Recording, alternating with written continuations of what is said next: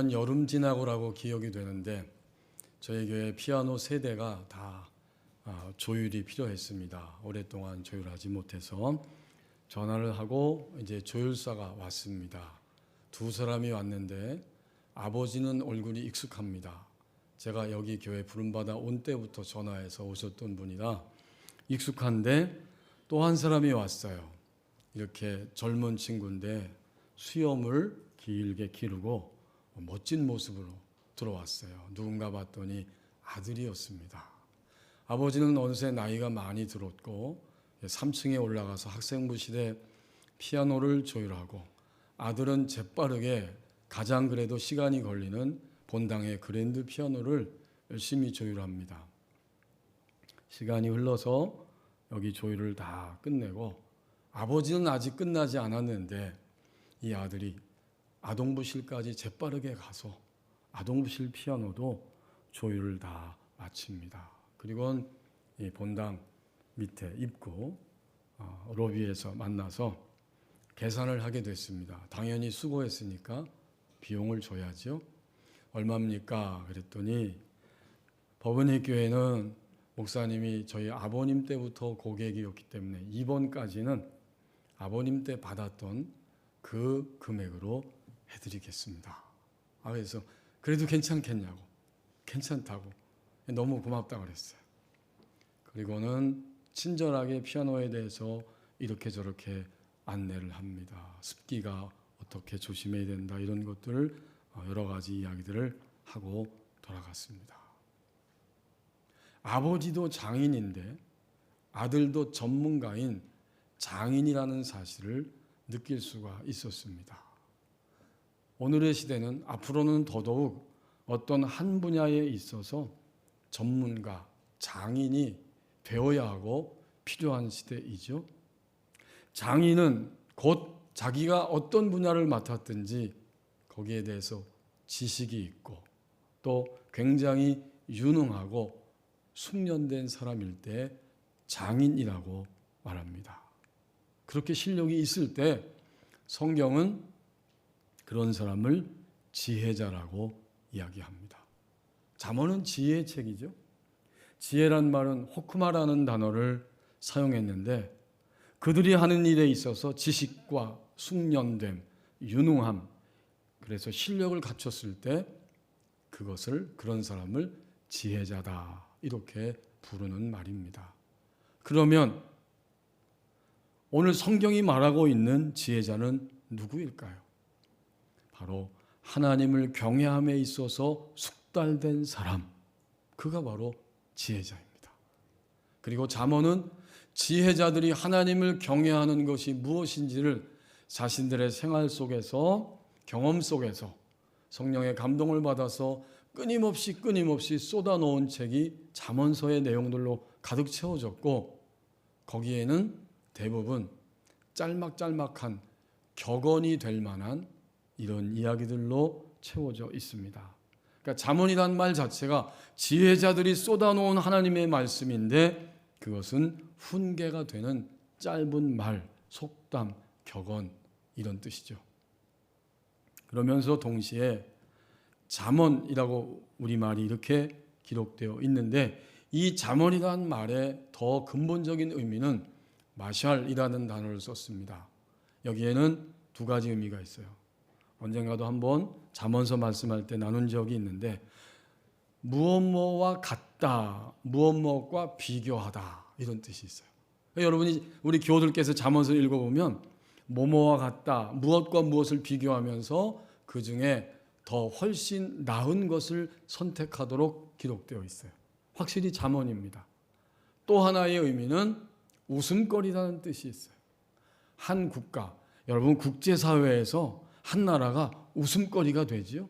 또 나라뿐만 아니라 한 개인도 가정과 직장과 삶의 모든 여정 속에서 웃음거리가 될 때가 있어요. 그런 뜻이 담겨 있어요. 이게 뭔가요? 그러니까 웃음거리가 되는 국가나 사람은, 개인은 다른 사람을 위한 교훈이 됩니다. 잠언은 바로 그런 말이에요. 이제 이러한 지혜, 이것을 담아서 오늘 우리에게 주신 이 23절 한 절 말씀도 짤막하죠? 이것은 비교되는 것이고 또 교훈이 되는 이런 말씀으로 우리에게 다가옵니다. 23절 상반절 앞부분을 보십시오. 진리를 이미 얻은 사람도 종종 팔아버리는 경우가 있다고 말씀합니다. 인간이 마음속에 궁극적으로 악인일지라도 내가 이러면 안 되는데라고 하는 의식을 가지면서 인간이 궁극적으로 반드시 얻어야 할 것을 진리라고 표현하고 있습니다. 그래서 진리를 사되, 이 말은 명령형인데 먼저 진리를 사라 그 말입니다. 진리를 반드시 소유해야 한다라는 명령형의 표현이에요. 성경에서 말하는 진리는 수학적 진리, 과학적 진리가 결코 아닙니다. 수학적, 과학적 진리도 반드시 인간의 삶에 요긴하고 필요하지만 잠언서를 통해서 성경에서 말하는 진리는 결국 인간의 육적 생명과 영적 생명을 전인적으로 살릴 수 있는 생명적 진리, 바로 그것을 의미합니다. 그 생명적 진리는 과연 무엇일까? 신구약 성경 전체가 하나의 생명적 진리가 되는 분을 가리키고 있는데 그분은 바로 우리처럼 사람의 몸을 입고 이 땅에 찾아오신 예수님, 예수 그리스도 바로 그분이십니다. 그분이 우리를 살렸잖아요. 육신적으로, 영적으로, 전인적으로 우리를 예수님이 살리셨기 때문에 예수님 자체가 진리이시고 예수님이 지상생애를 사는 동안에 살았던 삶의 모든 모습이 진리이고 그분의 입술을 통해서 선포됐던 모든 말씀들이 곧 진리입니다.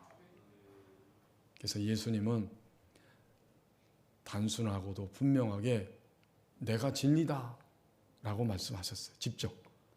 어디에? 요한복음 14장 6절에서 내가 곧 길이요 진리요 생명이다. 예수님 자신이 나는 진리다 라고 말씀을 하셨습니다. 오늘 예배하면서 우리는 진리를 얻은 사람들이에요. 진리를 산 거예요. 말하자면 어떤 분이 일부 예배 시간에 진리를 샀다고 그랬는데 그게 무슨 뜻이에요 목사님? 이렇게 질문을 하셨어요. 우리는 매일매일 사는 거예요. 우리 인생은. 내가 컴퓨터를 좋아하고 게임을 좋아한다 그러면 게임을 하고 컴퓨터에 몰입되죠. 그 순간 우린 그걸 사고 있는 거예요. 세상에 많은 종교가 있고 사람들이 있지만 나에게 있어서 나의 생명되고 나를 구원의 길로 인도하신 유일한 분이 있다면 그분은 바로 진리이신 예수 그리스도이십니다. 이렇게 믿고 고백하면 그 순간 우리는 주님을 산 거예요. 다르게 표현하면 주님을 얻은 것입니다. 이제 우리는 주님을 얻었어요. 그러면 그 다음 단계로 나가야 합니다. 주님을 얻었다는 것은 굉장히 엄격하고도 중요한 사실이에요. 그 말은 내가 주님을 샀습니다. 나의 인생에 있어서 유일한 진리로 사서 얻었습니다. 그렇다면 이제부터 주님은 나의 모든 것 되시고 주님만이 나의 전부가 되십니다. 이런 뜻이에요. 이게 진리이신 주님을 산 것이고 얻은 것입니다. 주님이 나의 전부이시고 모든 것이라면 이제 내 생각과 감정과 나의 식견에 의해서 판단하고 그 기준으로 행동하면서 사는 것이 아니고 주님의 판단과 주님의 마음과 주님의 식견을 따라서 나의 행동의 기준이 점점 나올 때 이것이 바로 진정으로 진리를 얻은 사람이고 진리를 사서 살아가고 있는 사람입니다. 주님이 오늘 우리에게 질문하십니다. 2024년 오늘 2월 첫째 주일 그리고 지나간 한 달을 한번 생각해 보아라. 나의 말과 행동과 모든 판단과 행동의 모든 시간표와 기준이 과연 주님의 생각과 주님의 판단과 주님의 기준에 의해서 너는 살아왔느냐? 이렇게 질문하고 계신 거예요. 여러분 무엇이라고 대답하시겠어요? 예수님은 우리가 예수님을 진리로 샀다는 것을 알고 계세요. 하지만 동시에 여전히 우리 속에서 우리 내면과 우리의 삶의 모든 부분에서 하나님의 빛이 아직 비춰지지 않음으로 인해 자신의 실체를 깨닫지 못하고 실감하지 못하고 또 실토하며 인정하지 않고 사는 부분들을 우리 주님은 다 알고 계시기 때문에 23절 상반절에서 그 다음 이야기를 하고 계신 거예요. 뭐라고 말합니까? 너희가 진리를 살아라고 명령으로 말씀하셨어요. 그 다음에 또다시 명령형으로 말씀하고 있습니다. 뭐라고? 팔지는 말라. 이 명령형이에요. 산다는 것은 긍정적 명령형이에요. 살아. 그런데 절대로 너의 인생에서 진리를 샀다고 하면 팔지는 마라. 이건 부정적 명령형이죠. 잠언서가 기록될 때도 오늘도 내일도 예수님이 다시 재림해 오셔서 이 모든 역사를 아름답게 마무리하고 하나님 나라를 완성하신 시간까지 많은 사람들이 진리를 사요. 하지만 동시에 진리를 팔아버립니다. 그것을 알기 때문에 여기서 진리를 사라 그러나 진리를 팔지는 마라 이렇게 말씀하고 계시는 거예요. 그렇다면 이미 얻은 진리를 팔아버린다고 하는 것은 또 어떤 뜻일까요? 어떻게 하는 것이 진리를 팔아버리는 거죠? 나의 모든 행동에서 주님의 원칙을 버리는 것입니다. 여러분 쉽죠? 진리를 판다는 것은 나의 모든 행동에서 우리 주님의 원칙을 버리는 것이 진리를 파는 거예요. 우리의 생활 속에 쉽게 버리는 것들이 있어요. 제가 어제 저녁에도 보니까 제가 사는 사태 양지빌라에 그 들어가는 입구 초입에 쓰레기들이 가득 찼습니다. 근데 그 쓰레기 가운데 유독 큰 게 하나 들어있는데 김치 냉장고 이만한 게 하나 턱 놓여 있더라고요.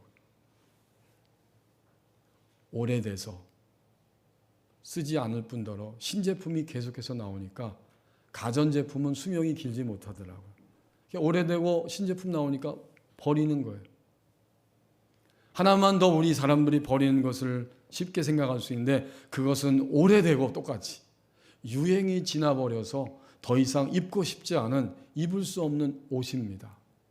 여러분 옷 자꾸 버리잖아요. 쌓아놔봐야 1년, 2년, 3년 가도 안 입는 옷들이 있어요. 그럼 빨리 버려야 돼요.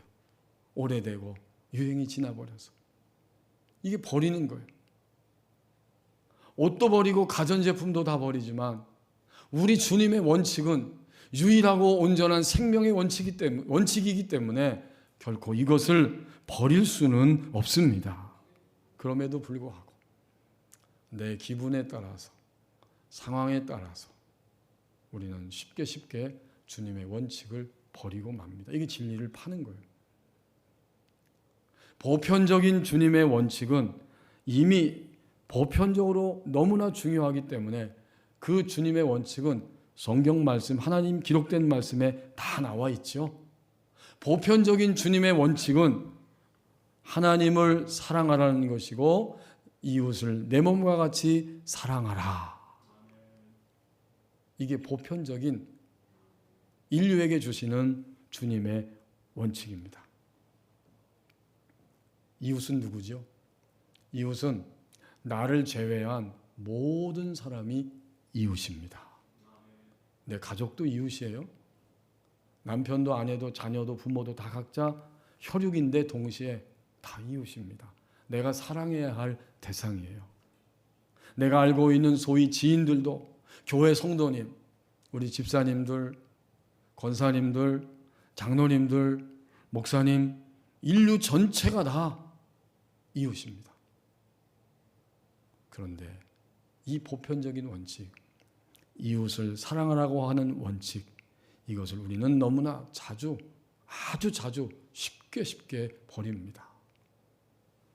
곰곰이 생각해 보면 내가 가장 미워하는 사람, 내가 비난하는 사람, 결코 그를 위해서 기도하지 않고 있고, 더 정직하게 말하면 그런 사람을 위해서 나는 기도할 마음조차 없어요.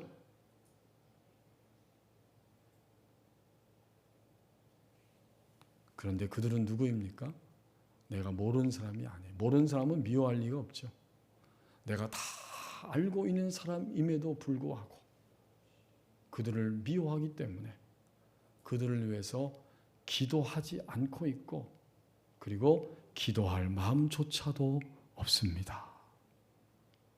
이것이 주님의 보편적인 원칙을 버리는 그리스도인의 실상입니다. 예외가 없어요. 저를 비롯해서 우리는 모두 다 내 이웃을 내 몸과 같이 사랑하라 했지만 가장 보편적인 주님의 원칙을 너무나 쉽게 던져버립니다. 일주일 동안 생각해 보십시오. 여러분이 고통받고 시도하고 미워한 사람이 있었습니까? 그러면 그 사람을 위해서 시간을 정해놓고 그를 위하여 주님께 눈물을 흘리며 울부짖으며 기도하였습니까? 그랬다면 너무나 귀하고 정말 다행입니다. 주님의 원칙을, 진리를 팔지 않은 거죠. 우리는 이 아침에 가장 보편적인 원칙조차도 팔아버리는 나 자신의 모습을 어쩔 수 없이 발견하게 되는 것입니다. 주님의 원칙은 또 뭐가 있을까요? 그것은 개별적인 주님의 원칙이 있어요. 나에게 요구하는 거예요. 나에게만 요구하시는 원칙, 이 개별적인 원칙이 있는 겁니다. 너는 인내해라. 너는 열심을 품어라. 그죠? 너는 너의 생각을 내려놓아라. 너는 기다려라. 저 같은 경우에는 종종 주님이 너 새끼 금식해라. 그런 원칙을 가끔씩 주시는 거예요. 그럼 일주일에 새끼 금식하라니까 다행이죠. 일주일 내내 금식하라면 어려울 텐데 새끼를 금식해라. 그 마음을 주시면 항상 새끼를 금식을 합니다. 이게 다 개별적인 원칙이에요. 너는 큐티를 회복해라. 개인 묵상 시간을 가져라. 가지가지 개인적인 원칙을 우리에게 부여하십니다. 우리는 얼마만큼 그 원칙을 지키며 그 원칙과 함께 사는지 모르겠어요. 여기서 다시 질문이 생깁니다. 그런데 왜 신자는 진리를 이미 샀고 진리를 얻었는데 왜 이 진리를 팔아서 넘기는 것인가?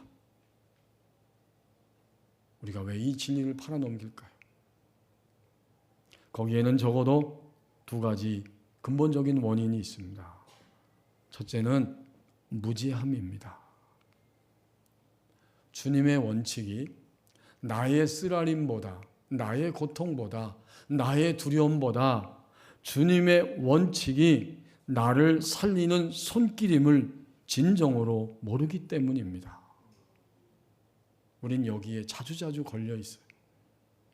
내 두려움과 내 쓰라림과 내 고통보다 주님의 원칙은, 나에게 말씀하시고 요구하시는 주님의 원칙은 나를 살리는 유일하고도 진정한 생명의 원칙인데 나는 그것을 모릅니다. 여러분, 모르기 때문에 버리는 거예요. 진정 알면 버릴 수 없어요. 우리가 머리로 아는 것 같지만 우리가 진정으로 주님을 생명적으로 모르기 때문에 주님의 원칙을 버리고 마는 거예요.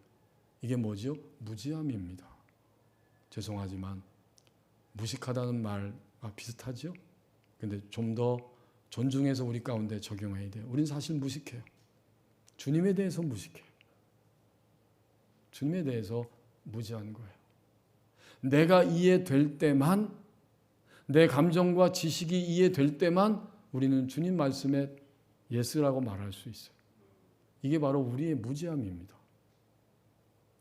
주님 말씀이 기껏해야 내 머리와 내 감정뿐이라면 이 온 지구는 벌써 멸망했어요. 주님의 원칙은 그것을 넘어섭니다. 두 번째는 당연히 우리의 연약함 때문입니다.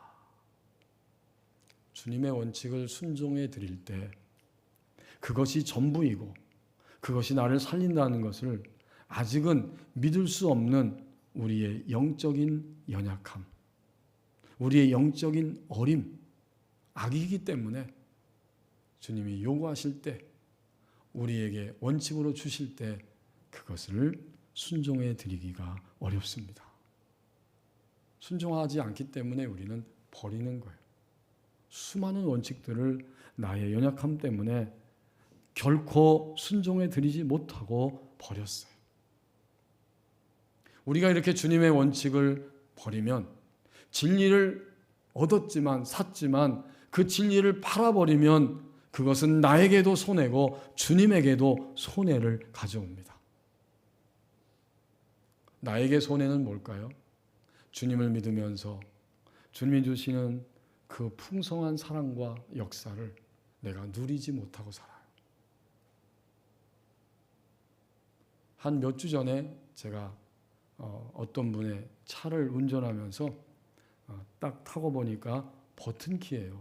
그거 얼마나 간단한지 몰라요. 버튼만 누르면 바로 시동이 걸리고 참 신기해요. 그리고 보니까 이 키를 열어가지고 키를 꼽고 그것으로 시동을 거는 거, 이건 점점 불편해지기 시작하더라고요. 이게 얼마나 큰 차이가 있습니까? 날로 신기술이 개발되면서 인간은 편리함을 누리고 만끽하며 살아가고자 하고 그러면서 살아갈 거예요. 주님의 생명을, 주님의 진리를 팔지 않으면 우리 안에 누림이 훨씬 더 커집니다. 그러나 우리의 무지와 연약함 때문에 주님의 원칙을, 보편적인 원칙과 나에게만 요구하고 계시는 그 원칙을 우리가 팔아버릴 때 우리는 쪼그라들어서 누림이 적어요. 주님 믿고 있지만 인상 쓰게 되고 주님 믿으면서도 분노하게 되고 자꾸만 그런 것에 시달리면서 깨지고 부서지고 말아요. 이게 내 손해입니다. 그리고 이 신자가 진리를 팔아넘길 때 주님에게도 손해가 와요. 왜요? 주님은 우리를 통해서만 흘러가실 수 있기 때문에. 여러분, 구약성경부터 신약성경 전체가 뭘 이야기하고 있죠? 하나님이 운행해 가시지만 역사를, 우주를, 지구를, 그러나 또한 반드시 파트너인 우리 사람들을 통해서 운행해 가십니다. 그러기 위해서 사람의 몸을 입고 이 땅에 오신 거예요. 그 이후에 주님이 오신 이후에 교회가 시작되고 생겨나고 발전하고 지금도 온 세상을 하나님의 생명으로 채워가기 위해서 교회가 움직이는데 교회 안에는 우리 같은 진리를 이미 얻어서 산 신자들이 있고 주님은 신자의 생을 통해서 몸을 통해서 흘러나가셔야 하는데 내가 진리를 버리면 우리의 가정에서 유일하게 믿는 내가 진리를 팔아버리면 우리 가정을 구원하시고자 하는 주님을 제한하고 흘러가실 수 없게 하는 거죠. 이것은 주님께 손해요. 주님 나라에 큰 손해와 지장을 가져다 줍니다.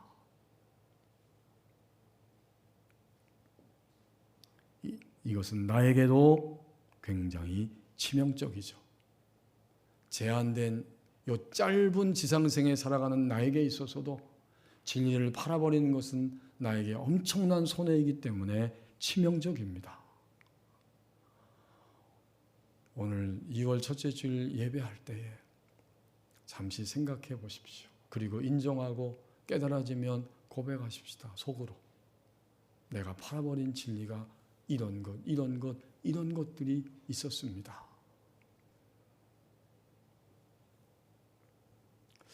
정확히는 모르지만 한 10년 된 것 같은데요. 지난 1월 달에 하나님의 품에 안기신 배영재 권사님이 계속 아프시면서 병원을 들어갔다 나갔다 하시고 결국에는 나오지 못하고 일산병원에 한참 계실 때 이제 신방을 갔습니다. 신방을 가면서 하나님이 배 권사님에게 뭐라고 말씀하길 원하실까? 차량을 운전하고 옆에 타고 갔어요. 그리고 가는데 주님이 이 잠언 23장 23절이라는 마음을 주셨어요. 그래서 제가 차 안에서 이렇게 봤습니다. 그랬더니 오늘 본문 상반절 말씀이 콱 제 안에 들어오는 거예요. 진리를 사되 팔지는 말며. 우리 백원사님에게 병원에 오랫동안 들락달락하고 이제 점점 힘들어져 있는 우리 백원사님에게 이 말씀을 하라는 것이구나. 그리고 일산병원에 갔어요. 그리고 위로하고 격려하고 잠깐 이야기하다가 이제 하나님이 이렇게 말씀하십니다 하고 이 본문을 펴서 말씀을 드렸습니다. 권사님, 진리를 이미 샀습니다. 얻으셨죠? 그 진리가 바로 예수님이신 것을 믿으시죠? 아멘 하시더라고요.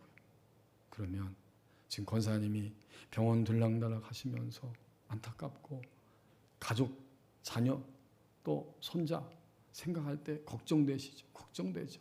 또 병원비는 어떡하나 여러 가지로 걱정되시죠. 그것이 사실이에요. 근데 주님은 모든 생명의 근원적인 생명 되시는 예수님, 그분이 진리이고 권사님 그분을 얻으셨잖아요. 이제 이러한 주변적인 환경과 상황 때문에 이 진리를 팔아버리지 말라고 말씀하십니다. 주님이 함께 하신다는 거죠. 주님이 책임지시겠다는 것이고 주님께 맡기라는 겁니다. 주님이 진리이면 주님과 함께하는 우리 인생 모든 게 다 진리입니다. 행여나 불안해서 근심되어서 고통스러워서 주님의 손 붙잡지 못하고 진리를 팔지 않아야 된다 하는 말씀을 그때 권사님에게 하나님이 들려주신 것입니다. 자, 이제 23절 하반절 말씀입니다. 만약 우리가 진리가 주님이신 것을 익히 알고 끊임없이 진리를 팔지 않는다면, 주님의 원칙을 버리지 않는다면 어떻게 되는 것이냐? 진리가 주는 생명의 풍성함을 계속해서 내가 얻고 하나님은 마침내 그것을 공급하며 살아가게 하십니다. 이것이 23절 하반절 말씀이에요.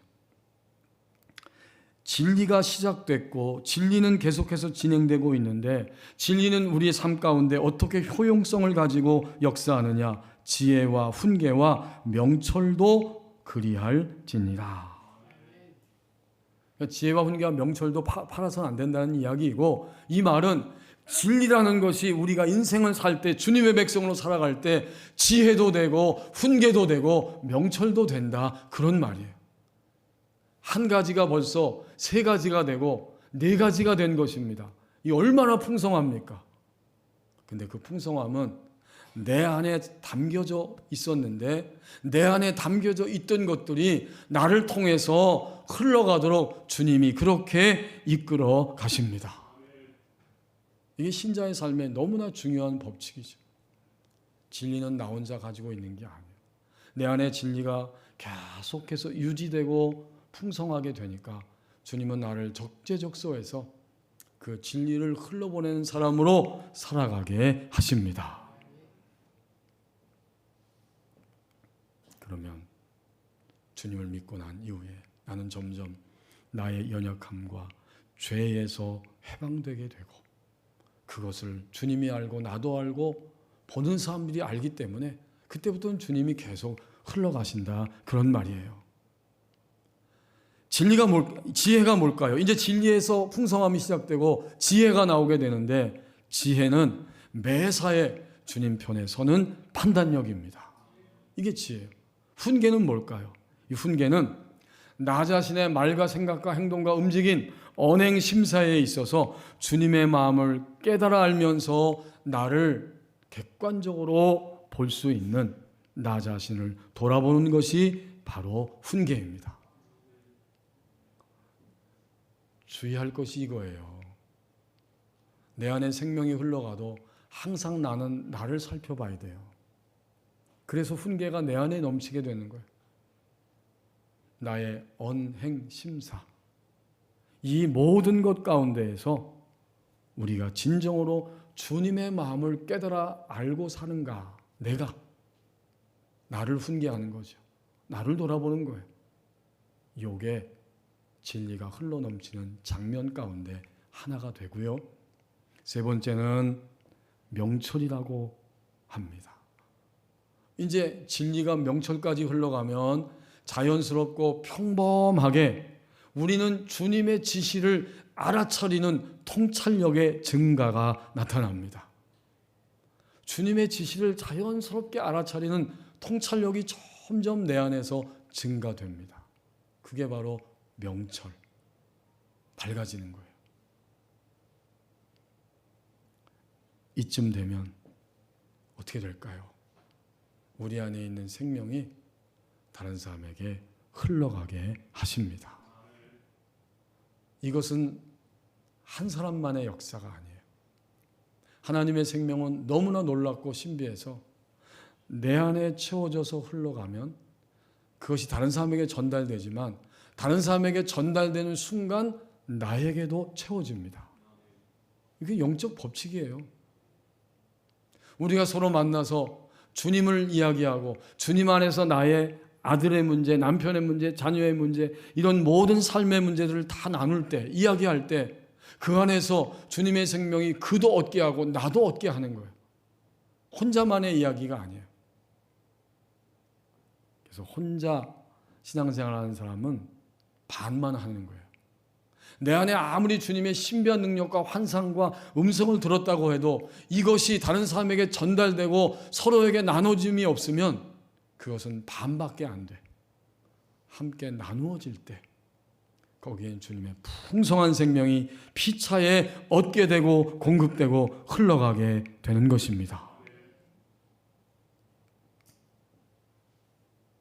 당연한 법칙이지만 주님의 생명은 얻은 사람이 흘러보낼 수 있고 얻은 만큼만 흘러보내게 됩니다. 이건 당연하지만 철저한 법칙이에요. 내가 얻었을 때 흘러보낼 수 있고 내가 주님의 생명을 얻은 분량만큼만 흘러보낼 수 있어요. 이런 법칙을 우리는 우리 자신을 돌아보면서 깨닫게 됩니다. 자, 이렇게 주님이 우리를 통해서 흘러나가시는데 그래서 초대교회부터 주님의 생명이 풍성하게 흘러내려오면서 4세기에 사막의 수도자들을 대상으로 가르쳤던 에바그리우스라고 하는 사람이 주님의 생명을 방해하는, 반드시 주님의 생명을 얻고 진리를 얻은 다음에 그 진리가 회방을 받지 않도록 처리받아야 할 7가지의 죄가 있다고 가르쳤습니다. 그리고 그의 제자인 카시아누스가 하나를 더 추가해서 8가지의 죄의 목록을 수도원 생활의 규칙으로 제시를 했고, 그리고 6세기 말에 교부 그레고리오스는 이것을 사람들에게 가르치기 시작했습니다. 그레고리오스는 주님의 생명이 온 다음, 진리를 얻은 다음에 처리받아야 할 가장 근본적인 죄를 교만이라고 이야기했습니다. 이 교만이 뭐냐? 교만은 하나님의 권위에 대항하며 불순종하는 것이 교만이다. 단순하지만 굉장히 맞는 이야기입니다. 하나님의 권위에 대항하여 불순종하는 것이 교만이다. 이 가장 뿌리가 되는 교만의 죄가 있고 그것에서부터 시작되어서 7가지의 처리받아야 할 죄들이 계속해서 인간에게 잠겨져 있다는 것입니다. 교만에서 흘러나오는 첫 번째 죄가 허영입니다. 교만한 마음은 다른 사람으로부터 영광을 구하는 허영을 불러일으키기 때문입니다. 정확한 말이에요. 하나님에 대해서, 하나님의 권위에 대항하여 불순종하는 것이 아담과 하와의 타락된, 유전된 그 죄악이고, 그것이 우리에게 지금도 첫 번째 뿌리의 죄로 흘러내려오고 있고, 이렇게 교만한 사람은 어떻게 되는가? 언제나 다른 사람으로부터 영광을 구하려고 하는 허영으로 계속해서 채워진다는 것이죠. 그리고 나면 이제 간단히 순서를 말씀을 드리면, 허영이 있는 사람은 시기심, 그것이 그의 내면에 있고, 시기심으로 가득 찬 사람은 분노하는 사람이고, 분노하는 사람은 우울하게 되고, 우울한 사람은 탐욕을 갖게 되고, 탐욕이 계속 있는 사람은 탐식에 빠지게 되고, 탐식에 빠진 사람은 가장 밑바닥에 정욕에 떨어지게 된다. 이게 하나님의 생명이 흘러가는 것을 방해하기 때문에 반드시 처리받아야 하는 8가지의 죄라고 이야기를 하고 있습니다. 나에게서 흘러온 생명이 다른 사람을 풍성하게 하기 위해서 우리는 끊임없이 이 8가지의 죄악들을 기억하면서 주님의 생명에 의해서 이것이 처리되는 그 믿음의 단계를 향해 달려가야만 할 것입니다. 은총의 박사라고 하는 아우구스티누스가 그의 독백이라고 하는 책에서 이런 이야기를 들려주고 있습니다. 이 아우구스티누스는 신학자요 동시에 교회를 오랫동안 목회했던 목양자, 목회자였습니다. 그가 독백이라는 책에서 이렇게 이야기를 들려줍니다. 자기하고 대화하는 거죠. 아우구스티누스, 나는 하나님과 영혼에 대해 알고 싶다. 그때 이성이 질문합니다. 더 이상 알고 싶은 것은 없는가? 아우구스티누스가 대답합니다. 절대로 없다. 하나님과 영혼에 대해 알고 싶다. 하나님을 알고 하나님이 주신 나의 생명, 나의 영적 생명에 대해서 알고 싶고 다른 사람의 영적 상태에 대해서 알고 싶다. 이것이 그의 전부였다는 고백입니다. 이제 우리는 진리를 이미 얻었어요. 얻었기 때문에 결코 타라서는 안 될 것입니다. 오히려 더 풍성해짐으로 주님이 나를 통해서 흘러나가시는 그 복된 역사에 참여하는 2023년 한 해가 24년 한 해가 되어야 할 것입니다. 기도하겠습니다. 우리가 1분 동안만 기도합니다. 나 진리를 이미 내가 얻었지만 종종 팔아버립니다. 이제 팔지 아니하고 주님의 생명의 풍성함을 누리고 증거하는 그런 도구로 24년 달려가길 원합니다. 기도하겠습니다.